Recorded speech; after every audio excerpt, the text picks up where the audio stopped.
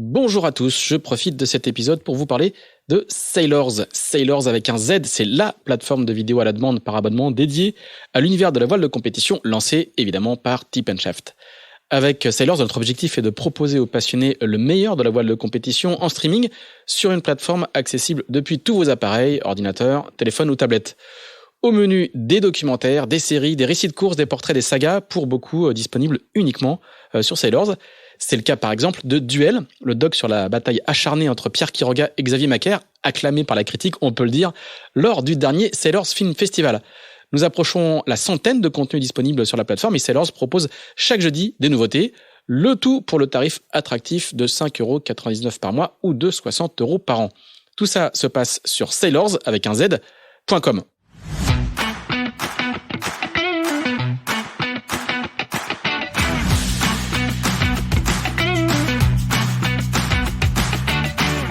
Bonjour, vous écoutez Pause Report, le podcast qui décrypte et analyse chaque semaine l'actualité de la voile de compétition. Pause Report est produit par Tip & Shaft, le média des professionnels et des passionnés de voile de compétition. Tip & Shaft, ce sont 2 newsletters hebdomadaires en français et en anglais, des podcasts, des événements, des formations, ainsi qu'un festival du film et un studio de production de contenu que vous pouvez retrouver sur tipandshaft.com. Je suis Pierre-Yves Gautreau et je vous souhaite la bienvenue dans Pause Report.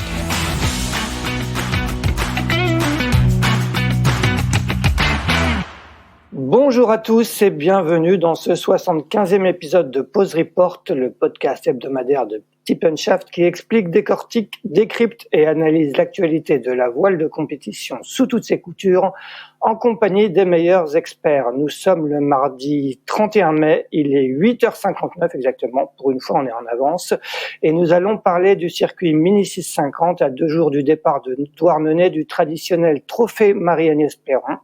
Course de 220 000 en solitaire qui sera suivie 10 jours plus tard, le 12 juin, du Mini Fastnet. Un aller-retour de 600 000, 7 fois en double, entre cette même ville de Douarnenez et le célèbre phare du Fastnet. Pour en parler, le directeur de course de ces 2 épreuves, véritable légende du circuit mini puisqu'il a été aussi coureur, Denis Hugues, qui est sur place déjà à Douarnenez. Salut Denis. Bonjour à tous. Et nous avons avec nous 2 jeunes navigatrices qui sont également déjà à Douarnenez, prêtes à partir pour ce trophée Marie-Agnès Perron. La première en série, il s'agit de Julie Simon, qui sera skipper du 963 Dynamips. Bonjour Julie. Bonjour. Et une nouvelle venue sur le circuit mini, Caroline Boule, qui vient de mettre à l'eau un nouveau proto signé Sam Manuard, le 1067 Nicomatic, et ce qui s'appelle aussi Bill, dont elle va nous parler. Bonjour Caroline. Bonjour à tous. Eh bien, avant de parler de vos projets mini respectifs, Caroline et Julie, Denis, est-ce que tu peux nous dire un peu comment se présente cette édition 2022 du trophée Marie-Agnès Perron qui, comme d'habitude, je crois, fait encore le plein? Elle se présente pas mal. On a 82 bateaux là qui devraient être prêts avant sur la ligne de départ. Et puis pour l'instant, il fait très beau. On est dans une situation estivale à Douarnenez, ce qui n'est pas toujours le cas. Donc c'est plutôt bien pour tous les compétiteurs et compétitrices pour préparer leur bateau, parce que souvent quand il pleut, c'est déjà beaucoup moins drôle. Donc là, on est dans les contrôles de sécu, et puis le départ jeudi après-midi à 15h, direction le phare des Birvido, avec un retour en passant par l'Occidental de Saint. Et pour l'instant, tout se passe très bien. Et au niveau participation, vous, comme d'habitude, vous faites le plein. Est-ce qu'il y a des listes d'attente comme sur beaucoup de courses de circuit mini? Non, comme d'habitude, en fait, il y a beaucoup de listes d'attente et puis elles s'écrèment au fur et à mesure que la date du départ approche. Donc là, on a 82 bateaux sur la ligne. On avait limité à 85, donc on n'est pas tout à fait on fait pas tout à fait le plein, mais bon, 82 bateaux, c'est déjà une belle flotte. Bien sûr. On va, avant de reparler de ces problématiques justement de liste d'attente sur le circuit mini, sur de nombreuses courses, je voudrais d'abord qu'on présente nos 2 autres invités qui vont plutôt, elles, se présenter. Julie et Caroline, on va peut-être commencer par toi, Julie. Raconte-nous un peu comment ton parcours et comment toi tu es arrivée sur le circuit mini. Oui, moi c'est ma 3e saison en Mini 650. Donc moi j'ai reçu mon bateau qui avait fait la Transat 2019. Donc je l'ai reçu en janvier 2020. Et puis j'ai démarré avec l'année Covid, donc a été un petit peu perturbée. Donc la première année, j'avais pas pu faire les courses de Douarnenez. Il y avait la Mini Fastnet qui avait été annulée et le trophée MAP qui avait été un peu décalé, donc c'était compliqué. Donc une première année un peu atypique, et puis l'année dernière j'ai participé à la Mini Transat, et en fait moi j'ai décidé de poursuivre un peu, notamment parce que la première année avait été un petit peu gâchée avec le Covid, et l'envie de participer au Sable des Açores les Sables, et de profiter encore un peu plus de mon bateau. Et donc du coup l'année dernière effectivement j'avais pu participer au Trophée Marie-Agnès Perron et puis à la Mini Fastnet qui était allée malheureusement jusqu'à BXA. Donc cette année je compte bien faire une nouvelle course, un nouveau Trophée Marie-Agnès Perron, et puis effectivement aller pour la première fois au Fastnet avec mon bateau. D'accord, tu as donc fait une première Mini Transat la dernière. Qu'est-ce que tu gardes un peu de cette expérience qui en général marque pour très longtemps ceux et celles qui se sont lancés sur cette course? Et beaucoup de bonnes choses, même si j'ai eu un petit peu de casse. Non, c'était une super expérience. Je pense que nous on a eu des conditions plutôt faciles, en tout cas faciles à vivre à bord, même si c'était pas simple au niveau stratégie.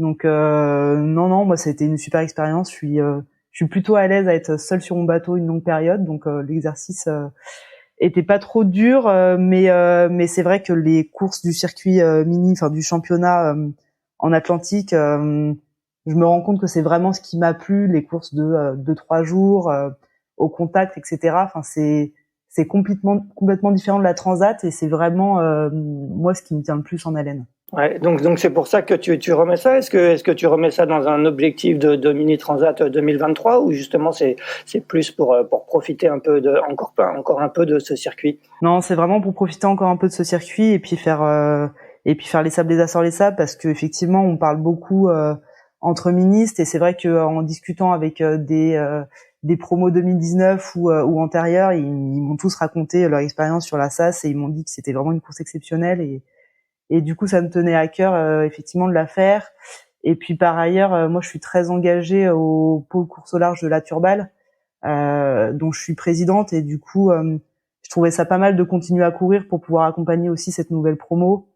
Donc il y avait un double intérêt en fait pour moi. Ouais, pour préparer ta Mini Transat la dernière, tu t'es mis en off d'un point de vue professionnel, parce que je crois que tu es contrôleuse de gestion ou quelque chose comme ça, c'est ça, je me trompe pas? Ouais, je fais du conseil, enfin je fais de l'analyse financière, et j'ai arrêté de travailler 8 mois l'année dernière, et puis j'ai repris le boulot en janvier, donc là c'est un petit peu plus chaud cette année pour préparer les cours. Généralement je me mets en congé à partir du premier jour de la course, mais la veille je suis encore sur mon ordinateur à faire de l'analyse, à faire à avoir des entretiens avec mes clients, etc. Donc c'est un peu plus chaud, mais comme maintenant je connais bien l'exercice de préparer ma nav, des contrôles sécurité qui vont très vite, etc.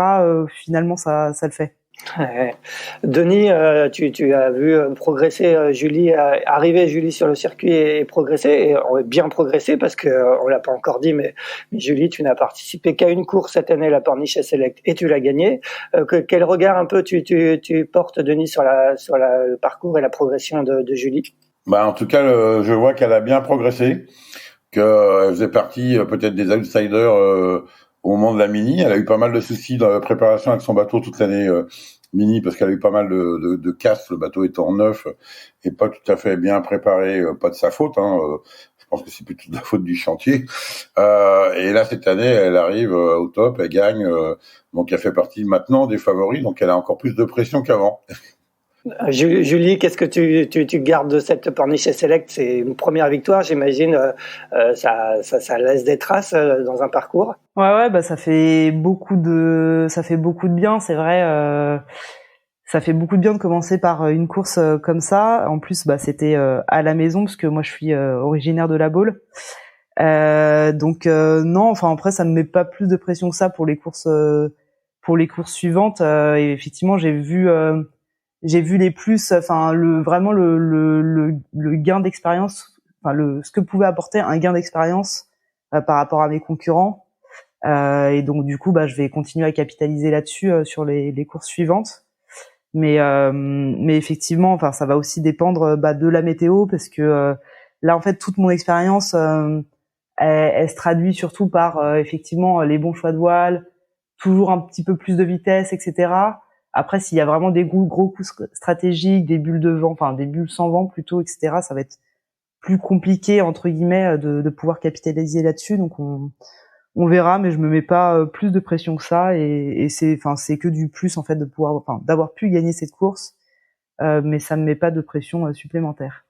Très bien, Caroline, on va passer à toi. Est-ce que tu peux nous raconter un petit peu ton parcours? Tu es assez jeune, hein, tu as 24 ans si je me trompe pas. Comment toi tu es arrivé au circuit mini, et qu'est-ce que tu as fait? Tu as suivi des études? Raconte-nous un peu ton parcours. Oui, donc effectivement, j'ai 24 ans. Moi, je suis arrivée en France et dans la classe mini très très récemment, et tout est allé très vite. En fait, je suis originaire de Pologne, je suis franco-polonaise. J'ai passé mon bac là-bas. Je suis née là-bas et j'ai passé mon bac à Varsovie. Ensuite, j'ai fait des études d'ingénieur à Londres, à Imperial College. Et je suis arrivée en France il y a 2 ans. Et c'est en arrivant en France, donc j'ai toujours fait de la voile légère depuis que je suis toute petite. Et c'est en arrivant en France que j'ai décidé de me lancer dans le circuit motte international. Donc je me suis mis à naviguer sur ces bateaux à foil qui m'ont vraiment vraiment plu. Et en fait, de fil en aiguille, je me suis rapprochée étrangement de la course au large, comme ça, à travers le motte en fait. Et donc j'ai oublié de dire, je suis partie en France pour faire une thèse en physique. Donc j'ai commencé une thèse en physique à l'école polytechnique, et en parallèle de ça, je naviguais du coup en motte. J'ai commencé à de plus en plus régater, mais financièrement ça devenait extrêmement difficile pour moi.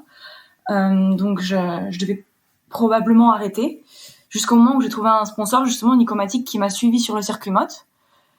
Et au retour des championnats du monde, je me suis arrêtée chez eux. Je leur ai fait part du monde de la course large qui me fait rêver, de toutes mes idées, de ce que j'aimerais faire plus tard, parce que là je suis toujours en thèse.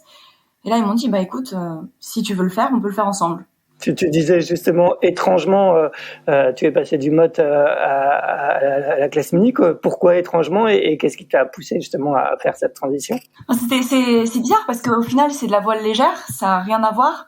On régate vraiment à la journée, c'est des bateaux c'est les dériveurs les plus rapides du monde. Donc oui, les mini c'est des bateaux qui vont relativement vite, mais c'est quand même des vitesses qui sont pour l'instant pas comparables. On est entre 25 et 30 nœuds, on fait des manches qui durent 20 minutes.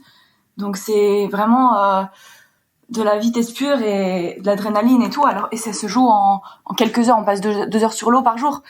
Alors que sur la mini, j'ai l'impression que ce sera plutôt l'inverse. Ce sera vraiment plutôt un marathon qu'une course rapide. Donc ça se joue sur la durée. Il faut s'économiser aussi. Bien sûr, je suis pas spécialiste encore, je commence. Mais c'est un peu la vision que j'ai pour l'instant. Je vais devoir gérer mon énergie, ma fatigue. Alors que sur le mode, c'est vraiment de la puissance. Donc il faut être il faut avoir toute l'énergie sur le moment, mais après on rentre chez soi et on se repose. Donc je pense que la gestion de l'énergie, du sommeil, de la nourriture, tout est différent. Qu'est-ce que tu connaissais du circuit mini en fait? Est-ce que en Pologne tu entendais parler du circuit mini, ou quand tu es arrivé en France c'était une totale découverte pour toi? J'en avais un petit peu entendu parler, mais c'est vrai qu'en Pologne, la classe mini n'est pas encore très développée, malheureusement. Il y a quelques mini, mais ils viennent pas trop régater à l'étranger, et surtout par problème de financement. Mais je pense qu'ils aimeraient bien venir de plus en plus. Donc j'en avais un petit peu parlé, mais c'est sûr qu'en Pologne, c'est difficile de faire la mini transat. Mais c'est surtout en arrivant en France que j'ai commencé à pas mal en parler, parce que les personnes avec qui je régate en motte sont souvent originaires de Lorient, ou en tout cas de Bretagne. Donc petit à petit, je me suis rapprochée à des Bretons, donc par conséquent des ministres et de la course au large. Et j'ai fait des soirées avec certains ministres et tout. Ça arrivait un peu comme ça. Et au final, à force de baigner dans un milieu de ministres, ça donne vraiment envie d'en faire. Tout le monde est tellement sympa. Moi, je pense que ce qui m'a vraiment attirée, c'est l'esprit de la classe, quoi. Même hors de la classe, je l'ai vu, et ça m'a vraiment donné envie de faire part de cette famille. Julie, tu confirmes l'esprit de la classe? C'est un monde à part, la classe mini? Je sais pas si c'est un monde à part parce que je connais pas les autres classes, mais effectivement, moi j'ai découvert un environnement qui était quand même assez génial, où tout le monde s'entraide. Enfin, moi j'ai quand même un sacré paquet d'anecdotes d'entraide. Où ça peut être juste des encouragements, ou à la VHF on se soutient quand on est au large, quand on a des problèmes juste avant les courses sur les pontons ou sur le terre-plein, on a toujours des gens sur qui se reposer, et puis dès qu'on on lance un message à l'aide, on a tout de suite des gens qui sont là. Et c'est vrai qu'on a une page Facebook sur laquelle on communique pas mal entre nous et sur lequel on se demande des coups de main et généralement on a tout de suite une réponse hyper rapide. Donc c'est vrai que c'est assez génial. Et puis effectivement je pense qu'on garde des bons amis pour la vie en passant dans ce circuit-là. Ouais, c'est évident. Denis, tu confirmes, toi, tu as été coureur, hein, je le disais en préambule, tu es maintenant directeur de course depuis de nombreuses années. L'esprit mini, c'est pas un terme galvaudé? Non, je crois pas que ça soit un terme galvaudé. C'est vraiment une classe à part où je pense que c'est dû au fait que c'est pour beaucoup la première course au large en solitaire quand les coureurs font la mini transat. Et c'est vrai que quand on voit sur les pontons, il y a cet esprit de convivialité, de solidarité entre les marins, qui est vraiment quelque chose de fantastique. Hein. On est loin du monde des ultimes, hein. On est dans le monde des minis, où tout le monde peut se filer des coups de main, il y a une solidarité entre eux, ils savent faire la fête aussi entre eux. Ils sont concurrents, mais ils sont pas ennemis, et je crois que c'est ça qui est très très important dans cette classe, quoi. Oui, complètement. Caroline, toi, tu as fait un choix donc d'arriver dans la classe mini et tu as choisi de te lancer dans la catégorie proto, là où Julie court en série. Pourquoi ce choix de cette catégorie proto? C'est ton côté ingénieur qui t'a poussé à te lancer là-dedans? Oui, je pense que pour moi le choix était assez évident. Oui, ça vient déjà de mes études, donc j'aime bien innover, essayer de trouver des choses différentes, de faire les choses autrement. Je pense que c'est aussi comme ça que je vis au quotidien. J'aime bien faire les choses autrement que la plupart des personnes. Donc pour moi c'était clair que si je faisais du mini, ce serait en proto parce que c'est ce qui m'intéresse le plus. C'est aussi pour ça que j'ai fait du MOT entre autres, c'est-à-dire que le MOT international, c'est aussi une classe de proto. Chaque bateau est différent. Et c'est un peu dans le même esprit où avant chaque course, on est tous en train de bricoler sur nos bateaux tous ensemble, on se prête les outils, on se prête des voiles, les trucs, et entre chaque course, on bricole sur le bateau, on l'améliore pour la suivante, et puis on s'entraide, on se donne des conseils. Donc c'est vraiment ce genre de choses qui me plaît, donc déjà l'entraide, mais aussi et surtout l'innovation des bateaux. On va reparler de ton bateau qui vient d'être mis à l'eau, hein, et on a vu cette semaine les images de première navigation assez impressionnantes. Toi, Julie, c'est la catégorie série qui t'a tout de suite plu, ou quand tu as choisi de te lancer sur ce circuit mini, tu as pesé le pour et le contre entre les deux? Ouais, moi il y avait assez peu de débats. Déjà moi c'est un projet qui est arrivé un petit peu comme un cheveu sur la soupe. C'est un petit peu du jour au lendemain, sans connaître le circuit mini. Moi je pense que je l'ai connu peut-être 2 ans avant de me lancer. Effectivement, même le milieu de la course au large, je m'y intéressais parce que je suivais des courses de loin, mais je m'étais jamais dit un jour je ferais de la course au large. Donc c'est vraiment arrivé du jour au lendemain. Et après effectivement, moi j'ai un profil qui est pas du tout ingénieur, pas du tout technique. J'avais jamais eu de caisse à outils, etc. Et effectivement, moi, ce qui m'intéresse, c'est vraiment la monotypie. Je serais assez frustrée de me dire, j'avance plus vite, mais est-ce que c'est mon bateau, est-ce que c'est pas mon bateau? Enfin, moi, c'est ce qui m'intéresse, c'est vraiment, une belle flotte. En série, effectivement, on a des bateaux ancienne génération, nouvelle génération, mais on est quand même une quarantaine de bateaux là entre les Pogo 3, les Vector, les Maxi, à pouvoir quand même jouer les uns contre les autres. Donc je trouve que ça fait une belle compétition et du coup c'est vite assez relevé. On est tous au contact et moi c'est plus ça que effectivement je recherche, qu'on soit assez nombreux effectivement à se battre les uns contre les autres et puis effectivement qu'on puisse se jauger sur la gestion de notre course, les réglages, etc. Et puis effectivement toute cette partie bricolage, réflexion sur le bateau que moi je serais incapable d'apporter même après 2 ans de mini.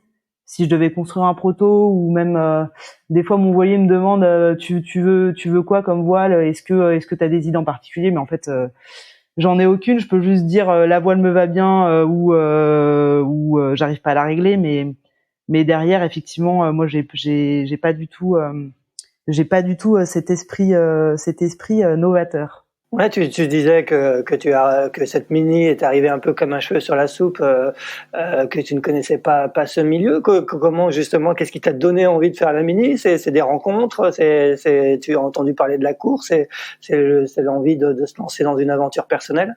En fait, je faisais du J80 avec Benjamin Ferré, dit Benjamin en voile pépin, qui du jour au lendemain a dit bon bah je quitte l'équipage, moi j'achète un Pogo 3 et je vais faire la mini transat. Donc je savais pas du tout ce que c'était, et puis bah en fait de fil en aiguille j'ai commencé à regarder un petit peu, et puis à bien suivre son projet, et puis à découvrir effectivement cet univers mini, puisque je suis allée à la Chrono 650 et j'avais fait un tour avec lui. Et puis effectivement à venir un week-end à Lorient et découvrir cet esprit mini, et c'est vrai que c'est ça qui m'a permis un peu d'accrocher, quoi. Le fait à la fois de suivre des projets sur les réseaux sociaux, de les voir partager leur expérience, et puis effectivement participer à leurs courses et voir comment ça se passe sur les pontons. Ouais, Benjamin Ferré qui, si je me trompe pas, avait terminé deuxième, c'est ça, de la Mini Transat 2019 et qui débute cette année en IMOCA avec un projet de Vendée Globe. C'est ça, hein, il avait terminé deuxième, si je me trompe pas, Julie? Troisième, il me semble. Peut-être que Denis sera mieux que nous. Denis, justement, aujourd'hui, on a l'impression qu'il y a un petit regain au niveau des protos. Ces dernières années, on avait beaucoup plus de bateaux de série que de protos, ce qui n'a pas toujours été le cas dans l'histoire de la Mini. Est-ce que tu constates qu'il y a un petit regain d'intérêt pour cette catégorie? Et si oui, comment tu l'analyses? Bah oui, on voit quand même qu'il y a pas mal de nouveaux bateaux qui se construisent ou qui sont construits cette année en prototype. Donc ça, c'est quand même, je trouve très intéressant.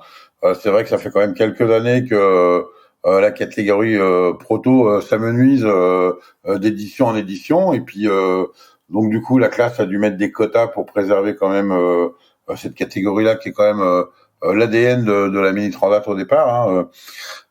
Et puis là, on voit que ça redémarre un peu. Donc moi, je suis très content parce que le proto, c'est justement le laboratoire d'innovation qui a permis à la Mini pendant des années, donc depuis 1977, d'exister avec l'équipe pivotante et d'autres appendices, et de voir que cette catégorie proto redémarre, qu'il y a des nouveaux projets, qu'il y a des nouveaux navigateurs et navigatrices qui viennent dessus.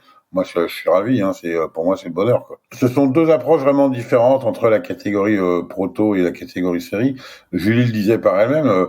En série, les concurrents et concurrentes visent plus le côté bateau identique. Donc là, il y a depuis cette année, il y a 3 bateaux qui se dégagent vraiment en série. Hein. Le Pogo 3, le Maxi et puis le Vector dans certaines conditions. Par contre, en proto, il y a beaucoup de bricolage, de petites améliorations, mais ça demande aussi beaucoup de temps, le prototype, parce qu'il y a beaucoup de pièces qui cassent assez régulièrement, et donc faut être plus technicien et préparateur en même temps qu'au bateau de série. Et pour les gens qui travaillent, le bateau de série, c'est quand même beaucoup plus facile, quoi. Voilà.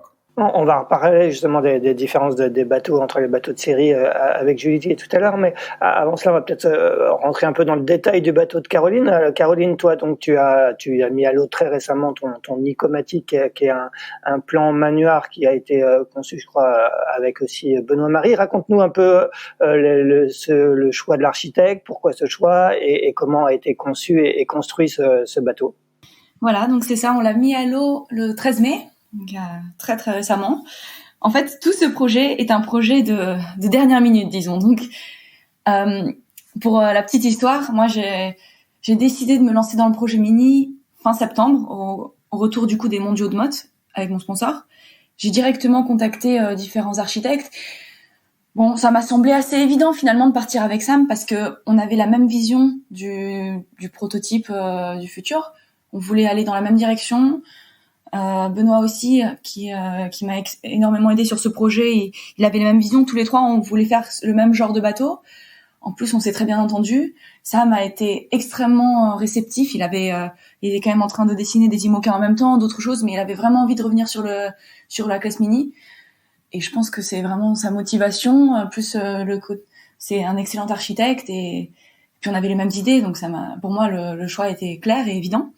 En plus de ça, il a il s'est engagé à dessiner le bateau dans un temps incroyablement court, donc qui allait très bien avec le calendrier que j'avais prévu pour mon projet, qui était vraiment compliqué. Donc Sam a pondu les plans fin novembre, début décembre. Donc en 1 mois et demi, il a dessiné le bateau. Ensuite, c'est très court. Et nous, on a commencé la construction. Donc on a fait directement un mannequin au mois de décembre. On a organisé le chantier et tout. Le 2 janvier, on a lancé le chantier. Et en fait, on l'a construit en 4 mois et demi. Donc le temps, c'était vraiment un temps extrêmement court. C'était très très intense, mais pour moi c'était important, pour moi et pour Nicomatic, c'était important de faire la saison 2022 pour pouvoir performer sur une saison 2023 pour différentes raisons. Déjà en fait, moi je suis vraiment débutante dans le milieu de la course au large, donc si je veux avoir un projet qui veut être performant au moment de la transat, il me faut 1 année d'apprentissage, de découverte du bateau, apprentissage de la course au large et découverte du bateau, mise en point. Donc c'est vraiment les objectifs de cette année. Là je vise pas du tout des victoires et tout. Je vise de finir mes courses et de fiabiliser mon bateau. C'est vraiment ça les objectifs, et puis faire de la performance l'année prochaine. Donc c'est pour ça qu'on a vraiment forcé pour avoir le bateau à temps pour la MAP, pour pouvoir me qualifier à temps pour la SAS, qui est l'objectif de cette année. Bon, c'est pas encore fait. Hein. On sait pas si le bateau il va réussir à finir parce que les premières nappes c'était la semaine dernière. J'ai pas encore fait de solo. J'ai encore jamais fait une seule journée de solitaire, ou sortie même. Donc c'est vraiment un projet assez osé là, ce qui est pas forcément facile, mais bon, ça fait aussi un objectif intéressant, je pense, pour moi personnel. Mais voilà, donc le bateau on a navigué dessus la semaine dernière, et puis on est extrêmement content du résultat. Il marche vraiment très bien. Bon, il y a encore quand même pas mal de travail pour améliorer le fonctionnement du bateau, mais je pense que c'est normal, sur tous les bateaux neufs c'est comme ça, surtout au niveau des différentes poulies à changer, des choses qui frottent un peu, des différentes drisses qui se touchent, le bout de dehors, je pense qu'il y a une liste très longue de choses à faire pour améliorer le bateau, pour le rendre plus facile en solitaire, mais au niveau pur, le bateau il fonctionne vraiment bien. C'est maintenant à moi de me mettre au niveau de mon bateau, je pense. Denis, quand tu entends Caroline dire qu'elle n'a jamais fait une seule journée encore en solo, qu'est-ce que ça dit quoi au directeur de course avant de lancer les troupes sur le trophée Marianne Espéron? Ça dit que cette course-là, elle est faite aussi pour ça. Hein. C'est la première expérience. Les coureurs sont pas loin des côtes, donc il y a 2 problématiques. Déjà de pas taper et de pas s'échouer, parce que ça peut arriver. Et puis l'avantage, c'est comme on n'est pas loin des côtes, quand on a une casse matérielle, on peut vite se mettre à l'abri. Donc ça évite d'appeler les crosses, les MRCC. Et puis c'est une première expérience, ça dure pas très longtemps. Hein. Là, quand on regarde un peu la météo, les bateaux vont partir au jeudi après-midi à 15h. Les premiers devraient arriver vendredi en fin d'après-midi, début de soirée. Donc c'est un peu un sprint. Hein. Donc effectivement, quand on veut s'attaquer à la course au large, là, il y a quand même toute une autre problématique qui est la gestion du bateau et surtout la gestion du marin. Boire, manger, dormir, hein, ce sont des actions de base. À quel moment on peut se reposer, à quel moment il faut renvoyer pour pas rater la transition météo et pouvoir bien relancer le bateau. Et ça, c'est un peu l'expérience. Et on voit quand même effectivement que les concurrents qui préparent la Mini en 2 ans apprennent mieux leur bateau que ceux qui veulent le faire en 1 an. Maintenant, en 1 an, mon bateau de série, c'est pratiquement devenu impossible, hein, tellement les listes d'attente là s'allongent. Et en proto, on peut encore le faire, mais c'est pas parce qu'on peut prendre le départ de la Mini qu'on peut arriver au bout. Donc, il faut vraiment bien préparer sa navigation, bien se connaître et bien connaître son bateau avant un départ d'une grande course comme ça, quoi. Mais par contre, le trophée Marianne Espéron sert justement à emmagasiner de l'expérience, à voir des petites classes, notamment sur les bateaux neufs, de voir comment ils peuvent améliorer leur bateau, le fiabiliser aussi pour les courses plus grandes à venir, quoi. Il faut bien commencer un jour à naviguer en solitaire, effectivement. Caroline, juste pour revenir sur ton bateau, qu'est-ce qu'il a de particulier ce nouveau plan Manuard? On a essayé en fait de revoir un peu le concept du proto en général. On a un peu touché à différentes choses. Déjà la carène est différente, on a des bouchons un peu différents du reste, hein. Le pont est totalement dégagé, donc j'ai vraiment pas de boots, j'ai que 2 winches, donc pas de winch au niveau du pont. J'ai la casquette qui rentre justement sur le cockpit, mais rien dessus. C'est pour vraiment pour améliorer l'aéro, avoir une voile deck sweeper, donc un peu comme en mode quoi, une voile qui balaye le pont. Donc en fait, on a vraiment travaillé sur tout le côté aéro du bateau pour vraiment essayer d'augmenter sa performance. Bien sûr, en allant dans la même direction, on a une baume wishbone comme sur les planches à voile. D'accord, ouais. Donc voilà, puis ce sera normalement à terme un bateau à foil, mais je veux pas griller les étapes, donc pour l'instant j'ai des plans porteurs sur les safrans, mais pas encore de foil. Donc là actuellement je navigue sans foil et sans dérive. Ça c'est aussi une particularité, je pense, de ces bateaux-là. Ah oui, sans foil et sans dérive. Et ils sont prévus pour quand les foils? L'idée c'est de les avoir pour la SAS. Comme je débute vraiment dans la course au large, je voulais pas tout de suite me lancer sur une bête folle. Donc l'idée c'est d'apprendre déjà à utiliser mon bateau comme ça, apprendre à gérer aussi tout le côté personnel, comme disait Denis, dormir, manger, boire, enfin tout ce côté-là, de se reposer quoi, avant de mettre le turbo. Donc l'idée c'est vraiment cette année de découvrir le bateau, pour moi d'apprendre, et l'année prochaine d'être performante avec mes foils.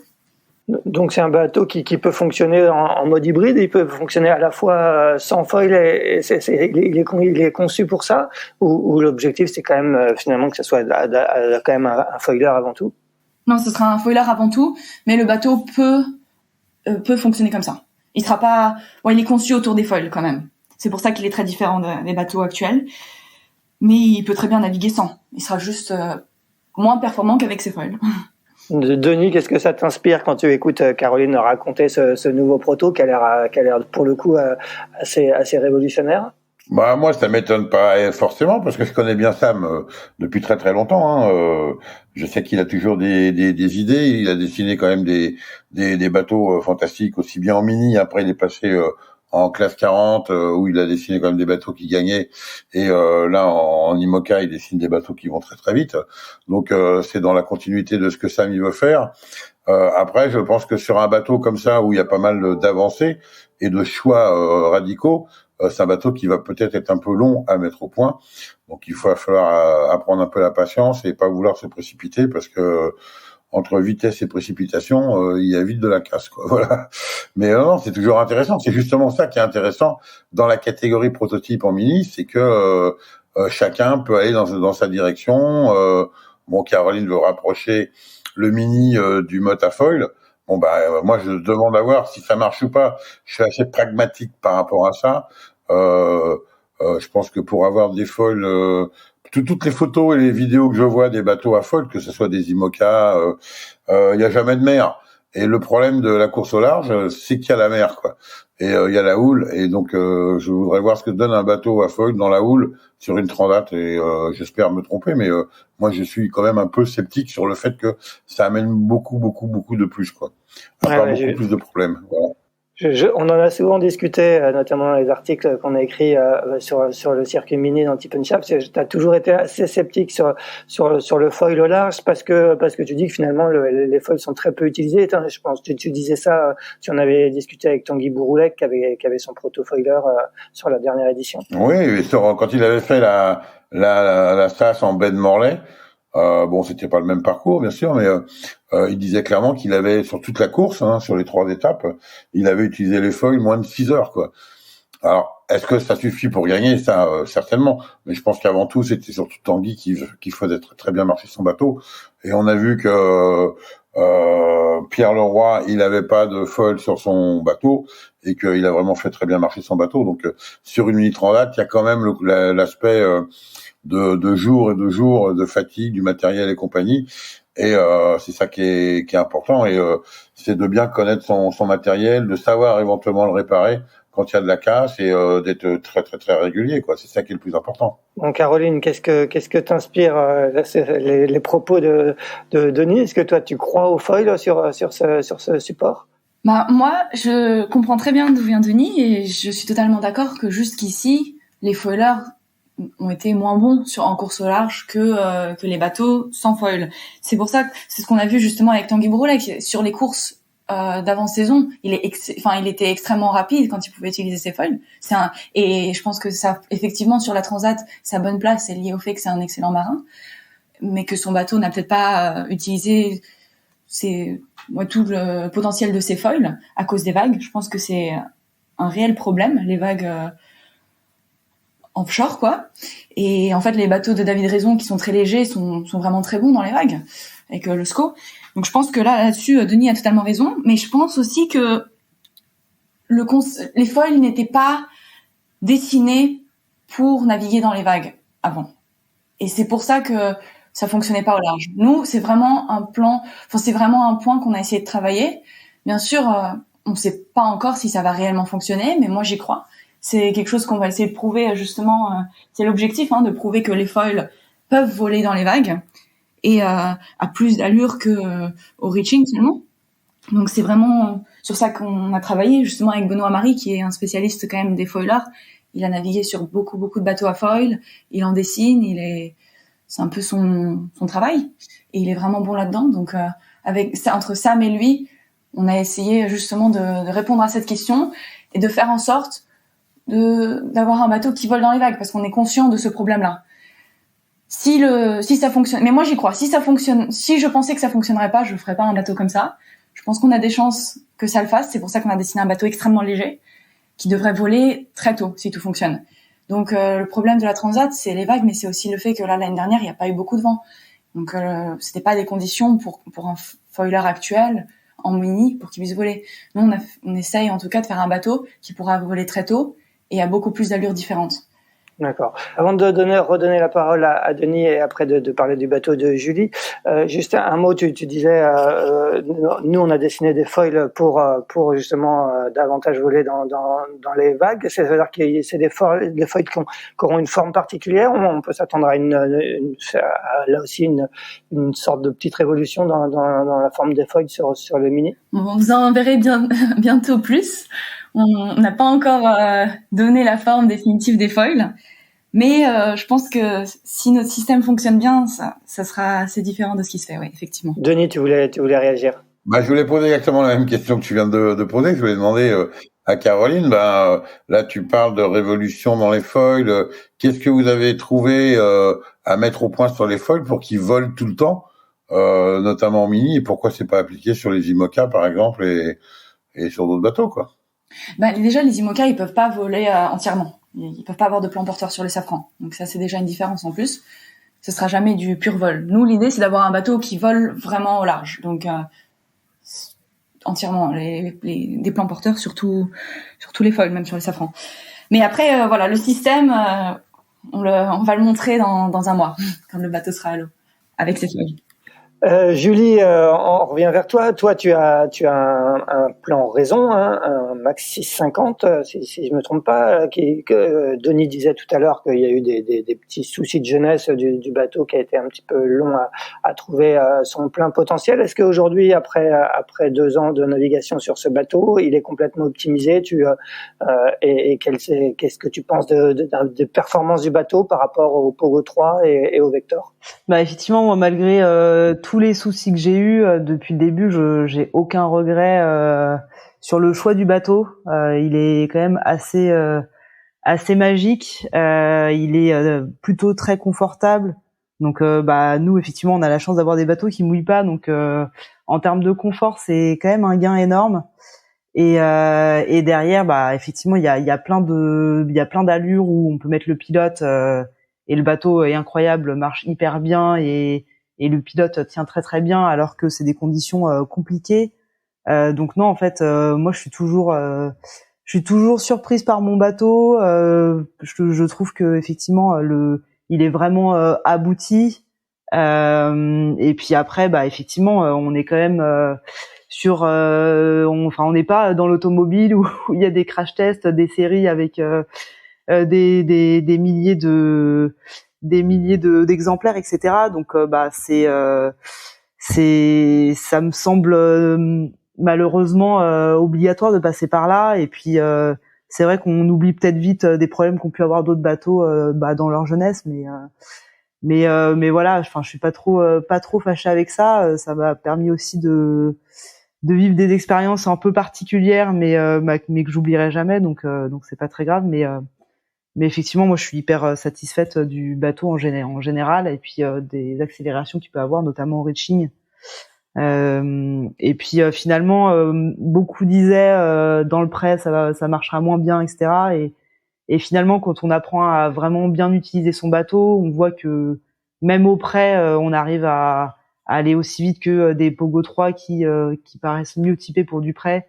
Et finalement, on donne tort à toutes ces idées préconçues disant oui, le SCO il va pas marcher sur telle allure. Et en fait, c'est assez faux. Il y a que peut-être au portant VMG dans du petit temps où là, on a pas mal de surface mouillée et on se traîne un peu, mais en règle générale, le bateau est assez magique. Quand tu entends Caroline parler de son bateau, tu disais tout à l'heure que toi tu es pas une technicienne, tu es une voileuse mais pas une technicienne.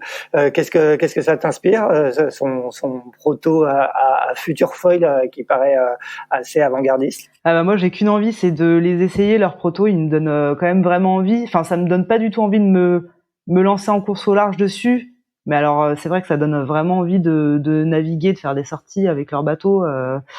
C'est vrai que on sait on se doute de ce que c'est d'avoir un bateau léger. On voit effectivement que ils ont plein de petits réglages dans tous les sens. Enfin, c'est vrai que ça donne énormément envie de les essayer. Après, effectivement, en termes de vie à bord, on se doute que c'est vraiment pas simple. Moi, je pense que même sur mon bateau, il y a des petits réglages auxquels je touche pas, auxquels je pourrais toucher. Là, je pense qu'ils ont 5 fois plus de possibilités de réglage. Donc, moi, je pense que je serais vraiment paumée là-dessus. Donc ouais, c'est du beau jouet. Je pense que effectivement, en double, ça doit être hyper sympa. Mais en solo, moi, en tout cas, la manière dont moi je fais les choses, c'est vrai que moi, c'est le réglage. J'essaye de me simplifier les choses et de naviguer proprement. Il y a des choses auxquelles j'ai pas touché, les réglages de mes safrans, ou alors vraiment sur des longs bords quand j'étais sur la Transat. Mais je crois que en 2 ans de projet sur les courses d'avant-saison, je réglais pas le parallélisme de mes safrans, alors que effectivement, j'ai pas non plus 100 000 trucs à toucher sur mon bateau. Et donc du coup, effectivement, moi je préfère, j'ai plus cette philosophie-là à faire simple et essayer de faire avancer. Mais voilà, quand on est crevé, autant rester sur 2-3 réglages et puis s'en tenir et faire ce qu'on sait faire, quoi. Bon, Caroline, si jamais tu cherches une co-skipper, Julie est là. Tu voulais réagir, Caroline? Oui, ce sera avec plaisir de te faire naviguer sur mon bateau, Julie. Mais ce que je voulais dire aussi, c'est que étonnamment, en fait, mon bateau a été conçu pour être extrêmement simple. Donc, je sais que ça peut paraître peut-être étrange de l'extérieur, mais en fait, dessus, tout a été simplifié au maximum. C'est pour ça que j'ai que 2 winches, j'ai des goulottes, tous mes boots sortent en face de mes winches, donc j'ai même pas besoin de bouger tout se fait de l'intérieur du cockpit, donc il est extrêmement safe. Je peux pas tomber à l'eau en fait parce qu'on a vraiment bien fermé le bateau. Tout est à portée de main. J'ai presque jamais à aller devant. Je peux presque régler mon bateau de l'intérieur. Donc c'est vraiment simplifié au maximum. Et j'ai un mât L aussi qui oui est un mât rotatif, mais aussi ce qui signifie aussi que c'est un mât très fort. Et si jamais je choque mes bastacs, en fait j'ai pas à me préoccuper de mes bastacs. Quand la plupart des bateaux performants en ce moment, ils sont, en tout cas moi quand j'ai navigué, j'étais tout le temps en panique au moment du virement ou de l'empannage. Faut pas reprendre la bastac, Moi je choque tout.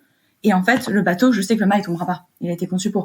Donc, on a essayé vraiment de faire un mât solide, de faire une quille pendulaire, simple, du coup, pas une quille télescopique. Donc, parce que, justement, comme je débute, je voulais avoir un bateau extrêmement facile à utiliser. Et pour moi, c'était vraiment hyper important. Donc, ce bateau, de l'extérieur, peut paraître très compliqué, mais en réalité, c'est juste un gros dériveur. C'est pour ça que moi, j'arrive à naviguer dessus. Juste un gros dériveur. Bon, et après, c'est de devoir naviguer ce bateau en configuration déjà sur le trophée Marine Espérance, ensuite avec ses foils. Du coup, c'est un projet quand même assez ambitieux. Tu le disais, hein, tu as un partenaire Nicomatic. C'est assez rare sur le circuit mini d'avoir un partenaire et de partir dès le début avec un partenaire. C'est quoi un peu ton budget sur ton projet et déjà le bateau, combien il vous a coûté et quel est un peu ton budget sur le circuit mini? J'imagine que tu fais partie du coup forcément des budgets un peu élevés du circuit. Je pense que c'est ce qui se voit de l'extérieur, mais en réalité pas forcément. C'est-à-dire que effectivement tout bateau neuf coûte, mais selon mes calculs, mon bateau m'a coûté autant que tous les autres bateaux neufs du circuit, parce que j'avais fait justement des devis dans différents chantiers pour avoir différents plans, et mon bateau est pas plus cher que les autres. J'ai construit ça avec mon équipe à moi. Donc, on a eu de la chance d'avoir beaucoup de partenariats techniques, beaucoup de personnes qui ont cru dans le projet, qui se sont investies, qui ont travaillé presque gratuitement. Multiplace m'a prêté l'emplacement chez eux dans leur hangar, donc j'ai pu avoir un endroit pour construire mon bateau avec des gars que j'ai trouvés moi-même. J'ai aussi participé à la construction. Donc au final, la construction du bateau est élevée, mais pas plus élevée que les autres bateaux neufs. C'est de l'ordre de combien? Je pense que ceux qui font un bateau neuf le savent. Denis, dis-nous combien ça coûte un bateau neuf aujourd'hui sur le circuit mini? Ouais, ça me fait un peu rire ces secrets de Polichinelle là, en mini, en ultime là. Je trouve ça complètement stérile et débile. Excusez-moi de dire ça. Globalement, un proto neuf, ça vaut entre 220 et 250 000 euros hors taxe. Je crois que le bateau de Tanguy était à un peu plus de 300 000 euros hors taxe.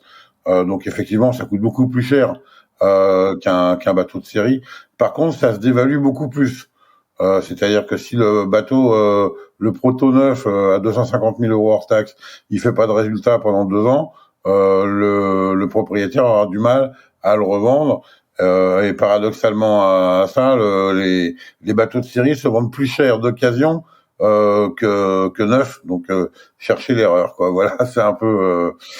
Il y a des propriétaires de bateaux de série qui ont vendu leur bateau plus cher que ce qu'ils avaient acheté neuf, parce que justement il y a tellement de monde qui veut un bateau, et quand on va voir Denis Bourguiveau pour avoir un bateau, il dit oui, je te le donnerai en 2025 ou 2026. Donc ils en achètent un d'occasion plus cher qu'un neuf. Voilà, ça c'est la loi de l'offre et la demande. Mais bon, faut arrêter de vouloir cacher les prix. On n'est pas en Formule 1, on n'est pas. On peut tous savoir combien ça coûte de toute façon, voilà quoi. Bon, Caroline, il est autour de 300 000, voire un peu plus, ton bateau? Oui, il est dans le même ordre de grandeur que disait Denis. Ouais. Et toi, Julie, ton mini de série, ton Maxi 650, c'est de l'ordre de combien à peu près? Ouais, moi je l'ai acheté 114 000 TTC. Et effectivement, moi je l'ai acheté d'occasion pour le coup, parce qu'il avait déjà fait la Transat 2019 avec Joey Lasset. Et derrière, moi, j'ai même la chance de faire une plus-value dessus. Alors après, j'ai apporté beaucoup de choses, donc c'est pas une vraie plus-value. Enfin, il y avait pas d'hydrogénérateur, j'ai apporté un hydrogénérateur et pas mal d'améliorations. Et puis là, j'ai quand même un manœuf, GV9, etc. Mais effectivement, même si j'avais pas apporté tout ça, le prix du marché c'est un petit peu a augmenté et clairement j'en profite. D'accord, ça veut dire que tu l'as vendu déjà ton bateau, ou tu vas le vendre? Ouais, en fait effectivement, donc moi je le vends à partir de septembre et on n'a même pas besoin de mettre d'annonce. Je pense que l'année dernière il était du coup pas du tout en vente et j'étais contactée par plus de 150 personnes. Et cette année j'en ai été encore un petit peu contactée et puis effectivement, rien qu'en bouche à oreille, ça suffit quoi pour le vendre et donc du coup on le vend aux copains quoi. Il y a vraiment une demande incroyable sur le circuit mini. Denis, toi tu connais très bien ce circuit. Est-ce que on le vend aux copains, mais plus cher que ce qu'on l'a acheté quand même. Ah oui, c'est normal, Denis. c'est le prix du marché, c'est l'offre et la demande, hein, c'est basique. Ouais. Et puis j'ai quand même fait le crash test du bateau, Denis. Donc là, il est fiabilisé plus. Ah je sais que tu as eu beaucoup de soucis avec ton bateau et pas de ta faute, hein. Et que ça a été un peu long avec le chantier. Maintenant, ils ont l'air fiabilisés, les Maxi, donc ça me rassure un peu. Denis, est-ce qu'on est arrivé aujourd'hui à une sorte de saturation du circuit mini? Toi, tu as bien suivi l'évolution de ce circuit depuis des années. Est-ce que tu as déjà vécu une telle demande et comment y faire face? Ouais, moi je pense que c'est un peu conjoncturel. On voit quand même que la voile sportive au large en général, c'est quelque chose d'assez incroyable ce qui se passe, hein. Si on regarde les classes 40, il y a des bateaux qui sortent toutes les semaines. En IMOCA, c'est pareil, il y a des sponsors pour pratiquement tous les bateaux, hein. Donc on s'aperçoit que c'est très très porteur entre guillemets. J'aime pas trop ce terme-là, mais et la classe mini en fait partie. C'est vrai que maintenant de plus en plus les jeunes qui sortent du dériveur, quand on discute avec eux, ils veulent directement passer sur la course au large en passant par la mini transat. Donc ça amène beaucoup de monde, mais je crois que c'est un peu conjoncturel. On avait connu ça dans les années 2006-2008 où effectivement il y avait des listes d'attente, des choix, et puis après ça s'est un peu tassé. Donc moi je suis pas trop inquiet. Je pense qu'il faut garder la classe, elle est très très solide, elle est très très bien gérée par des gens qui s'impliquent vraiment. Et je crois qu'il faut les laisser. Si tous les bateaux peuvent pas partir, c'est dommage, mais c'est comme ça. Sur la dernière mini, on avait augmenté le nombre à 90. On cherche pas à avoir 200 bateaux sur une mini au départ. Hein. C'est les ennuis sont exponentiels par rapport au nombre de bateaux en général, donc il faut quand même faire attention à tout ça. Il y a quand même un aspect sécurité qui est quand même primordial en mini. Ça reste des petits bateaux qui sont toujours un peu dans le collimateur des autorités maritimes, donc on est toujours sur un peu le fil du rasoir. Donc il faut toujours prouver à chaque course à ces autorités-là que ces bateaux sont marins, que les marins qui sont dessus sont des marins, et que ces bateaux-là peuvent faire des courses normalement. Et donc on est toujours dans cette problématique-là. Et ça, je pense que ça, par contre, c'est pas prêt de changer parce que les règlements font que maintenant on se préserve de plus en plus de tas de choses. On fait de plus en plus de recherche de responsabilité. Donc ça, par contre, je suis pas sûr que ça change très rapidement. Mais non, pour l'affluence de la classe, moi je suis pas plus inquiet que ça. Bon, c'est dommage pour des coureurs. Hein, je me mets à leur place de se dire, j'ai un bateau et je peux pas courir. Maintenant, je pense que dans 4 ans, ça sera tassé tout ça. Voilà. Très bien. Parlons un peu juste de ce trophée Marie-Agnès Perron. Julie, tu sors d'une victoire éclatante sur la Pornichet Select, et j'imagine que l'objectif est à peu près identique sur ce trophée Marie-Agnès Perron. Quel est un peu l'état de la concurrence aujourd'hui en série? Là, ça va être la première course où vraiment tout le monde est là. Parce que effectivement, je pense que sur la Pornichet Select, il devait manquer 2-3 bons skippers. Sur la mini en mai, pareil, on était 2-3 étaient absents. Moi, j'y étais pas. Il manquait Léo Bortel, il manquait 2-3 personnes. Là, j'ai l'impression que on est tous bien présents. Ça va être une course assez courte. Après, il y a toujours des scénarios complètement différents d'une course à l'autre. Là, on l'a vu entre les deux premières, autant sur la Pornichet Select, effectivement, quand on partait dans les 15-20 premiers, on était un peu après, entre guillemets, dans ce bon groupe, on restait intouchable, alors que du coup, j'ai suivi de près la mini en mai. Ceux qui sont sortis bien après le parcours en baie, finalement, les cartes ont été pas mal rebattues, il fallait aller vite. Ça avait pas l'air d'être une course hyper facile. Donc non, dans tous les cas, faut garder la même philosophie, se dire que rien n'est joué, même si on est dans le mauvais paquet au début. Et du coup, moi je sais qu'il y a tellement de scénarios différents que dans tous les cas, que je parte bien, mal ou qu'il se passe quoi que ce soit, je serai à fond du début à la fin. Et puis c'est une course qui est assez courte, donc ça promet d'être très intense. Ouais, si tu devais me citer deux, trois noms de tes principales rivales. Là on a Romain Le Gall qui revient pour une course, donc qui a couru la Mini Transat 2021, Romain Le Gall optimiste. Aussi on a également Jean-Marc qui a fait 2 super belles courses, 2 podiums sur les dernières courses. Donc ça c'est mes copains de la promo 2021. Et puis après il y a la nouvelle promo qui se défend bien. Il y a Ulysse, Hugues de Prémar. Enfin voilà, il y a quand même un paquet de coureurs. Je pense que effectivement quand j'ai redescendu la liste, il y a une dizaine de skippers où je me dis attention, il va falloir que je les suive et que je les regarde de près à la IS, quoi. Denis, quel est ton regard, toi, sur ce plateau? Moi, mon regard, c'est qu'il y a déjà un grand renouvellement, parce que quand je vois les noms, il y en a plein que je connais pas. Donc, je compte sur cette tour, justement, pour les découvrir, les connaître, voir comment ils naviguent. Bon, j'ai regardé un petit peu, évidemment, comme Julie, ce qui se passait sur les courses d'avant-saison. Mais ça me met pas une tête sur le nom forcément. Donc là, j'espère que je vais les visualiser parce que c'est quand même des coureurs qui vont être sur le circuit pendant 2 ans, ce que je leur souhaite au moins. Mais c'est vrai que il va y avoir, je pense, de la bagarre. Et là, pour l'instant, je m'aperçois quand même que les dangereux récidivistes entre guillemets ont quand même une petite longueur d'avance due à leur expérience, et tant mieux. Par contre, il y en a qui arrivent aussi, même en proto là, qui vont très bien, Et je pense qu'il y aura des belles bagarres. Et c'est vrai que le trophée Méringuez-Perron a la particularité d'être un sprint de la course au large, c'est-à-dire que c'est une épreuve qui fait 220 000. Ça veut dire peut-être un tout petit peu plus que 24 heures. Donc on n'a pas besoin forcément de beaucoup dormir, de beaucoup manger. Mais par contre, on a besoin d'être très très à cheval sur la navigation, qui doit être le plus précis possible. Il y a le premier juge de paix au Rat-de-Seine. Il faut sortir bien avec le courant, parce que là on est comme dans des zones à fort courant. Mais non, ça va être très intéressant. Moi, j'ai hâte d'être au départ, en spectateur, de voir ces bateaux partir dans la baie de Dordogne, quoi. Caroline, est-ce que de ton côté, il y a un petit peu d'appréhension à l'idée de faire, même si elle est courte, comme disait Denis, même si c'est un sprint, est-ce qu'il y a un peu d'appréhension au moment de se lancer sur sa toute première course en solitaire, sur un bateau qui vient tout juste d'être mis à l'eau? C'est sûr que j'ai pas mal d'appréhension, ouais. Je pense que c'est plus au niveau personnel qu'au niveau du bateau. Je fais vraiment confiance à mon bateau. Après, moi, je me découvre et je découvre le milieu de la course au large, donc ça va être très nouveau pour moi. J'ai vraiment beaucoup de choses à apprendre. Donc honnêtement, si j'arrive à faire le tour du parcours et arriver dans les temps, je serai vraiment très contente. Ce sera déjà une victoire pour moi. D'accord.